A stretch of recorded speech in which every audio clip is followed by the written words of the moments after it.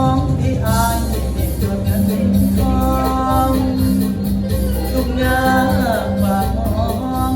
แล้วบอกให้น้องแยกทางปล่อยตามสักสิ้นก็ไม่จากอยากตามพ่อแม่น้องไม่กันกายบนทางหาเลยมืดมนอายนี้บ่โทษเจ้าดอกอันดาเพราะอายนะเกิดมาเป็นคนทุกข์จนพ่อแม่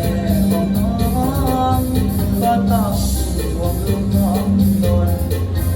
หากนางได้พวกคุณจนอนาคตเกิดมนหน้ามนอายนี่จนเงินแม่น้องกาคำแม่น้องเว้าสายยังจำไว้ในใจผู้ตัวว่าจนก็ต้องถอยไปให้ไกลคำนี้แม่น้องบอกอายมันเจ็บหัวใจคนทุกคน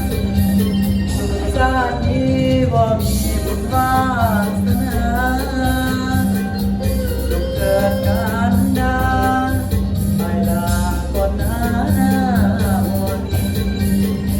ศาสนาทางนี้ไอ้นี้ก็ผู้คนชาตินี้ไอ้เกิดมาจนจำต้องทนก็ตาน้อง